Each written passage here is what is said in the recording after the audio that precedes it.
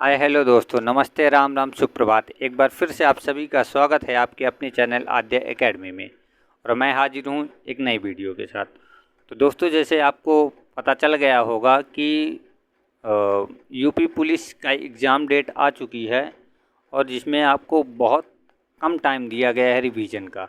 तो हम हिंदी व्याकरण रिवीजन करेंगे, वो भी शॉर्ट फॉर्म पे रिवीजन करेंगे। ज़्यादा कुछ नहीं हमको पढ़ना है, हमको सिर्फ उतना ही पढ़ना है जो आपके एग्ज़ाम में आ सके। और वो भी ज़्यादा लंबा वीडियो आपका नहीं रहेगा, 15-20 मिनट में आपका एक एक चैप्टर आपका कंप्लीट किया जाएगा। तो जिस भी हमारे दोस्तों को हिंदी व्याकरण ख़त्म करनी है और हिंदी में 37 में 37 नंबर लाने हों, वो इस चैनल से ज़रूर जुड़ जाएं, क्योंकि आपको यहाँ पे पूरी हिंदी आपकी कवर करवाई जाएगी। और पुरानी वीडियो भी हमारी पड़ी हुई हैं, जैसे संधि की हो गई या और भी बहुत सी अलंकार हो गए, सार्वत्रिक में अलंकार दिए गए, शब्द अलंकार, अर्थालंकार, और आप उदाहरण के माध्यम से अलंकार को आप कैसे पहचानें, तो सारी चीज़ें हमारे प्लेलिस्ट में दी गई हैं। अगर आप नए हो तो चैनल को सब्सक्राइब कर लीजिए और जाकर के फटाफट उन वीडियो को आप ज़रूर देखिए। चलिए, आज हम वाक्य के बारे में पढ़ेंगे कि वाक्य किसे कहते हैं। तो वो वाक्य जो है शब्दों का, वाक्य क्या है? वाक्य है शब्दों का वैसा समूह जो सार्थक भाव स्पष्ट करता हो। मतलब वाक्य में जो होता है वो सार्थक शब्द होते हैं, सार्थक, उसमें निरर्थक शब्द नहीं होते।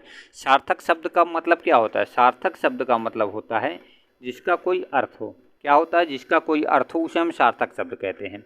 और वाक्य जो होते हैं उनका रूप कैसे बनता है? तो वाक्य का पहले वर्ण या अक्षर होते हैं, फिर कई और वर्ण अक्षर मिल करके आपके शब्द बनाते हैं, और शब्द को ही हम पद कहते हैं, और कई शब्द या पद मिल करके फिर आपके वाक्य बनाते हैं।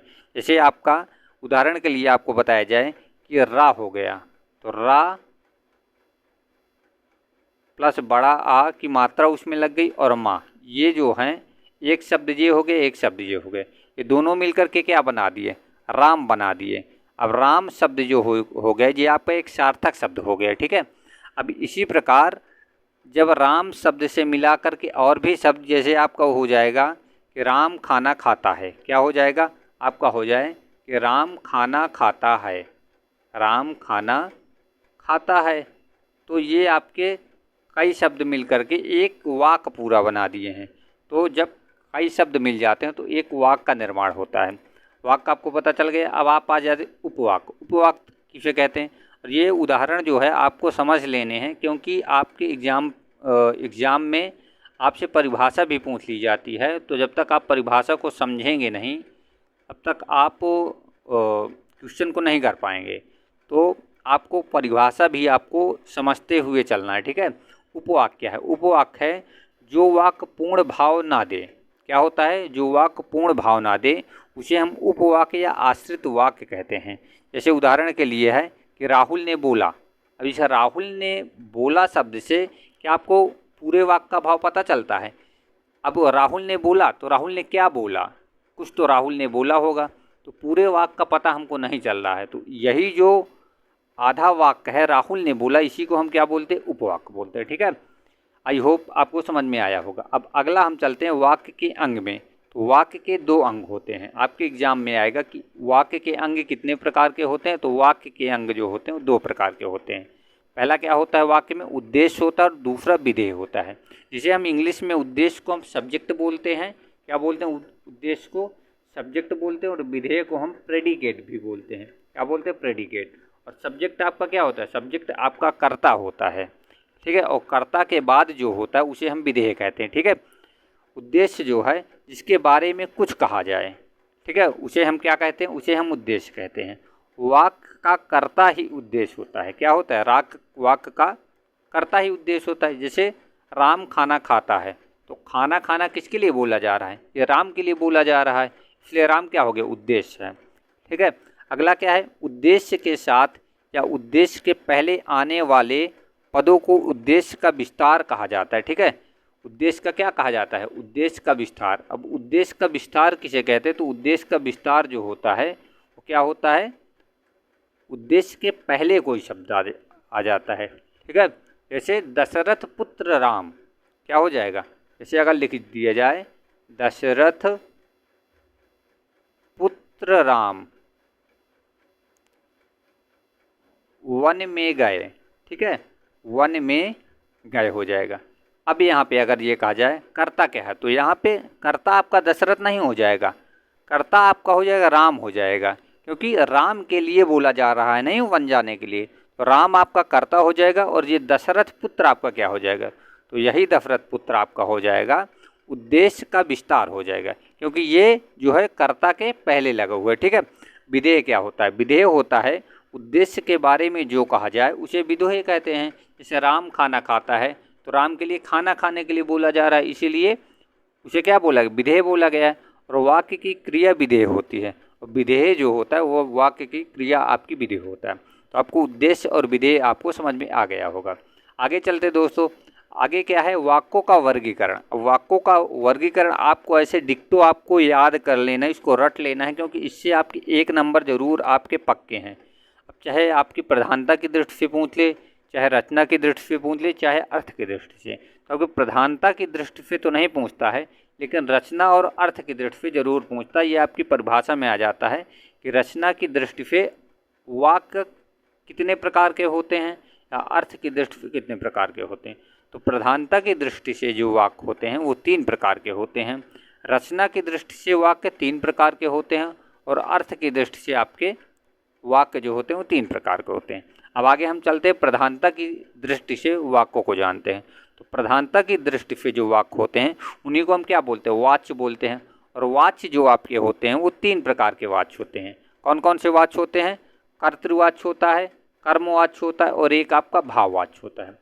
और वाच्य किसे कहते हैं, देखो वाक्य में क्रिया द्वारा बताए गए विषयों में कर्ता, कर्म और भाव में किसकी प्रधानता है उसे ही हम वाच्य कहते हैं, ठीक है। किस वाक्य में जो है वाक्य के विषय में कर्ता की प्रधानता है तो उसमें कर्तृवाच्य हो जाएगा, अगर उसमें कर्म की प्रधानता है तो कर्मवाच्य हो जाएगा, और अगर उसमें भाव की प्रधानता है तो उसमें भाववाच्य हो जाएगा। अब आपको रटना नहीं है, इन सारी चीज़ों को हम आपको सिंपल वे पे एक सिंपल ट्रिक के माध्यम से हम आपको बता देंगे, जो आपको जीवन में कभी नहीं भूलेगा। सिर्फ आपको एक बार हिंदी पढ़ना है और उसके बाद आप विथ एग्जाम्पल के साथ आपको समझाया जाएगा, तो आपको कभी भी कर्तृवाच्य, कर्मवाच्य और भाववाच्य आपको कभी नहीं भूलेगा। चलिए, तो वाच्य के प्रकार कितने होते, तो वाच्य के प्रकार 3 प्रकार होते हैं। पहला क्या हो जाता है आपका, पहला आपका कर्तृवाच्य हो जाता है। क्या होता है पहला आपका कर्तृवाच्य होता है। कर्तृवाच्य में अब देखिए सारी चीज़ें आपके ट्रिक के माध्यम से दी गई। कर्तृवाच्य में कर्ता की प्रधानता होती है, और इसमें कर्म जो होता है वो गौण होता है, मतलब मेन जो प्रधान होता है वो कर्ता होता है। जैसे हो जाएगा कि राम फुटबॉल खेलता है, तो राम क्या करता है, राम जो है फुटबॉल खेलता है, ठीक है। तो राम इसमें कर्ता किसकी प्रधानता है, फुटबॉल भाई कौन खेलता है, तो फुटबॉल राम खेलता है। और जो होता है पहला, दूसरी चीज़ क्या है कि कर्तृवाच्य जो है वो आपका सकर्मक और अकर्मक दोनों होते हैं। सकर्मक मतलब उसके साथ कर्म, सकर्मक कहते हैं जिसके साथ कर्म जरूर हो, तो कर्ता के साथ कर्म जरूर होगा। जैसे राम क्या खेलता है, तो राम फुटबॉल खेलता है, तो फुटबॉल जो है खेलना क्रिया हो गई और उसके साथ कर्म जुड़ा हुआ है फुटबॉल का, ठीक है, तो आपका सकर्मक हो जाएगा। तो कर्तृवाच्य सकर्मक और अकर्मक दोनों होता है। जैसे राम सोता है, तो सोना क्या हो जाएगा, सोना क्रिया जो है आपकी वो आपकी अकर्मक में आ जाएगी। तो राम फुटबॉल खेलता है सकर्मक क्रिया हो जाएगी, और राम जो है सोता है ये अकर्मक क्रिया हो जाएगी। तो सकर्मक और अकर्मक जो कर्तृवाच्य में दोनों में होते हैं। चलिए, आपको इसमें नहीं समझ में आया, अगले से हम समझाते हैं। 2 आपको समझाने के लिए हमने बता दी। तीसरा है कर्ता के साथ ने या शून्य कारक होता है। जो कर्तृवाच्य होता है उसके साथ ने कारक चिन्ह लगा रहेगा, या तो उसमें कोई भी कारक चिन्ह लगा नहीं रहेगा, ठीक है। जैसे एग्जाम्पल के लिए राम ने रावण को मारा, तो ने कारक लगा हुआ है, तो आपका ये हो जाएगा कर्तृवाच्य हो जाएगा, ठीक है। अगला आपका है जब कर्ता के बदलने पर क्रिया भी बदल जाए तब कर्तृवाच्य हो जाएगा। अब ये आपका सबसे ज़्यादा आपका सिंपल वे पे, अब इसको हम आपको उदाहरण से समझाएंगे। इसके माध्यम से आप सारे आपको पहचानने में आ जाएगा कि इसमें कर्तृवाच्य है या कर्मवाच्य है। क्या है, जब कर्ता के बदलने पर क्रिया भी बदल जाए, क्या होता है, जब कर्ता को बदला जाए और उसकी क्रिया भी बदल जाए तो वो कर्तृवाची होता है। जैसे एग्जाम्पल हम आपको देते हैं, जैसे संजय सोता है, ठीक है, एग्जाम्पल है आपका संजय सोता है। अब संजय आपका कर्ता हो गया, सोता है आपका क्या हो गया, क्रिया हो गई। अब अगर हम यहाँ पे कर्ता बदल देंगे तो उसकी क्रिया भी बदलनी चाहिए, तो अगर कर्ता के बदलने पर क्रिया बदल जाती है तो वहाँ पे कर्तृवाची होगा। अब जैसे संजय की जगह पे हमने राधिका नाम रख दिया, क्या नाम, राधिका, तो राधिका सोता है नहीं, राधिका सोती है, ठीक है, राधिका हो गया। तो राधिका जैसे ही हमने कर्ता बदला, क्या बदल गया, आपकी क्रिया भी बदल गई, सोता से सोती हो गई। अगला एग्जाम्पल हम लेते हैं, अगला एग्जाम्पल है कि राम खाता है, ठीक है, राम खाता है, ठीक है। अब राम खाता है, आपका क्या हो गया, राम खाता है, तो राम खाता है ये आपका हो गया कर्ता, ये आपकी क्रिया हो गई। अब हम अगर कर्ता बदल देंगे तो क्रिया भी उसकी बदल जाएगी, ठीक है। जैसे स्वीटी खाती है, ठीक है, क्या हो जाएगा, स्वीटी खाती है, ठीक है, स्वीटी खाती है। अगर हमने ये कर दिया तो यहाँ पे देखिए आपकी क्रिया बदल गई, खाता से खाती हो गई, ठीक है, तो यहाँ पे आपका कर्तृवाची होगा। तो आपके समझ में आ गया होगा कि जब हम कर्ता को बदलते हैं उसकी क्रिया भी बदल जाती है, तो वहाँ पे आपका कौन सा वाक्य हो जाएगा, कर्तृवाची होगा।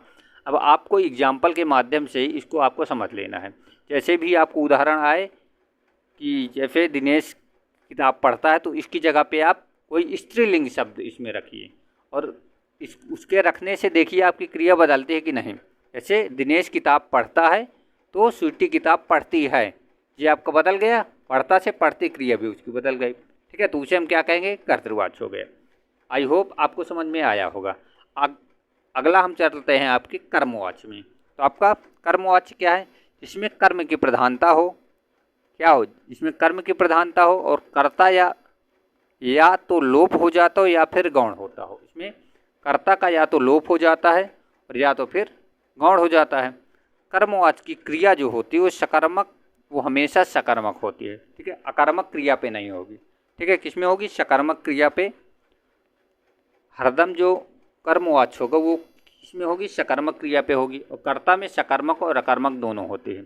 कर्ता के साथ जो है के द्वारा कारक लगा हुआ होता है, कि कौन सा कारक लगा हुआ, के द्वारा।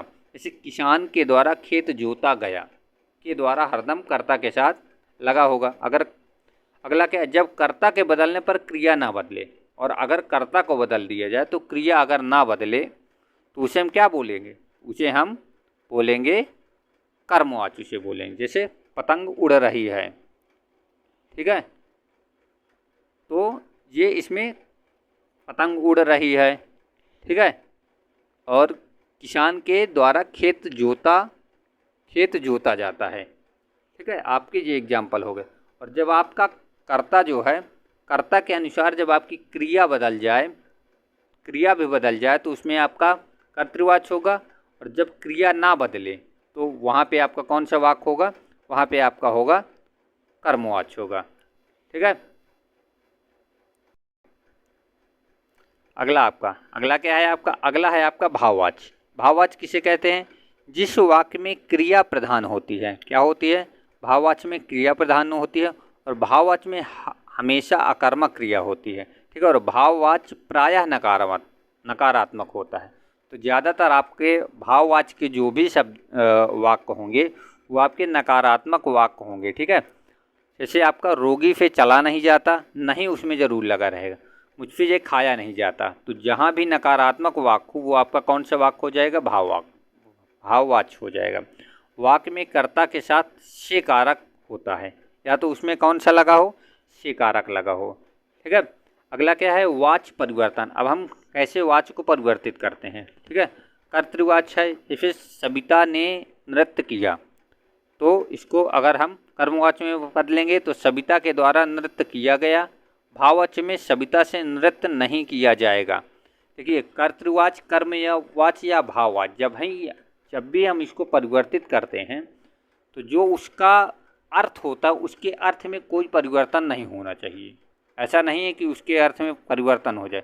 जैसे सविता ने नृत्य किया, तो सविता ने इसका मतलब ये है कि सविता नाच रही है, ठीक है। कर्मवाच्य में जब इसको हम बदलेंगे तो इसमें दिए गए सविता के द्वारा नृत्य किया गया, इसका भी अर्थ है कि सविता नाच रही है, ठीक है। भाववाच्य में सविता से नृत्य नहीं किया जाएगा, ठीक है, सविता से नृत्य नहीं किया जाएगा। अगला है कर्तृवाच्य, क्या है, पार्वती नहीं हंसती थी। कर्मवाच्य में हो जाएगा पार्वती के द्वारा हंसा नहीं गया, और भाववाच्य में पार्वती से हंसा नहीं जाता है, ठीक है। ये आपके क्या है, भाववाच्य में हो जाएंगे। अगला है आपका रचना की दृष्टि। फिर रचना की दृष्टि के अनुसार 3 भेद होते हैं। कौन कौन से? सरल वाक्य होता है, मिश्र वाक्य होता है और संयुक्त वाक्य होता है। सरल वाक्य में क्या होता है, जिस वाक्य में केवल एक ही उद्देश्य और एक ही विधेय होता है उसे हम क्या कहते हैं, उसे हम सरल वाक्य कहते हैं। जैसे सुरेश खेलता है और राम किताब पढ़ता है, ये आपकी सरल वाक्य हो जाएंगे। मिश्र वाक्य क्या होते हैं? मिश्र वाक्य जो होता है जिस वाक्य में एक सरल वाक्य हो और एक आश्रित वाक्य हो। आश्रित वाक्य या उपवाक्य जिसे हम बोलते हैं, ठीक है। जैसे अपराधी ने देखा, यहाँ पे एक आश्रित वाक्य है कि उसके बचाव का कोई उपाय नहीं था, ठीक है। जिस बालक ने शोर मचाया वह पकड़ा गया, इसमें एक पूरा वाक्य है और दूसरा एक आश्रित वाक्य। इसकी हम पहचान कैसे करेंगे? सरल वाक्य की तो आप पहचान कर लेंगे कि उसमें सरल और मिश्र वाक्य जो होंगे उसमें जो, क्योंकि, जितना, उतना, जैसा वैसा, जब तब, जहाँ वहाँ, जिधर उधर, अगर यदि, जिस, की, तो, यद्यपि, तथापि, ये शब्द आपके मिश्र वाक्य में जरूर आपको लगे हुए दिखेंगे। अगला क्या है? अगला आपका संयुक्त वाक्य है। संयुक्त वाक्य की पहचान, संयुक्त वाक्य इसमें 2 सरल वाक्य और 1 सरल वाक्य तथा 1 मिश्रित वाक्य या समुच्चय बोधक शब्द से जुड़े हैं। मतलब 2 सरल वाक्य होने चाहिए और उन दोनों सरल वाक्य के बीच में एक समुच्चय बोधक मतलब समुच्चय बोधक शब्द होना चाहिए। समुच्चय बोधक मतलब जो होता है जो दोनों को जोड़े, ठीक है, उसे हम समुच्चय बोधक शब्द कहते हैं। अगर दोनों के बीच में है तो वहाँ पे आपके संयुक्त होता है। संयुक्त मतलब क्या होता है? जुड़ना होता है, ठीक है। जैसे सोहन आया और मोहन गया, तो यहाँ सोहन और मोहन को कौन जोड़ रहा है? और जोड़ रहा है। आज मुझे बहुत काम है इसलिए मैं तुम्हारे पास नहीं आया। अब यहाँ पे 2 वाक्य हैं, आज मुझे बहुत काम है, दूसरा वाक्य है मैं तुम्हारे पास नहीं आया, और इसलिए जो है आपका जोड़ रहा है। तो इसकी हम पहचान कैसे करेंगे? तो इसकी पहचान हम करेंगे किंतु, परंतु, बल्कि, और, अथवा, तथा, एवं, या, इसलिए, अतः, ये शब्द जहाँ भी आए वहाँ पे आपका संयुक्त वाक्य हो जाएगा। कौन सा वाक्य हो जाएगा? संयुक्त वाक्य हो जाएगा। तो आपको सरल वाक्य, संयुक्त वाक्य और मिश्र वाक्य आपको तीनों बता दिया गया। और हमने प्रधानता की दृष्टि से और रचना की दृष्टि से हमने पढ़ लिया। अब अगला वीडियो हमारा अर्थ की दृष्टि से होगा कि अर्थ की दृष्टि से वाक्य 8 प्रकार के होते हैं और कौन कौन से वाक्य होते हैं। तो दोस्तों, अगर आपको हिंदी व्याकरण की आपको तैयारी करनी हो या हिंदी साहित्य की अगर आपको तैयारी करनी हो तो आप हमारे चैनल से ज़रूर जुड़िए, और धीरे धीरे हम आपको जीएस की भी क्लासें लाएंगे, और जितना ज़्यादा से ज़्यादा होगा अच्छी सी अच्छी वीडियो आपके एग्ज़ाम ओरिएंटेड आपको लाया जाएगा, ताकि आपके पेपर के लिए आपको सुविधा मिल सके। तो अगर आप नए हो तो हमारे चैनल को ज़रूर सब्सक्राइब करिए, और अपने एक या दो दोस्तों को ज़रूर छोड़ें। चलिए, मिलते हैं आपसे अगली वीडियो में। तब तक के लिए जय हिंद, जय भारत।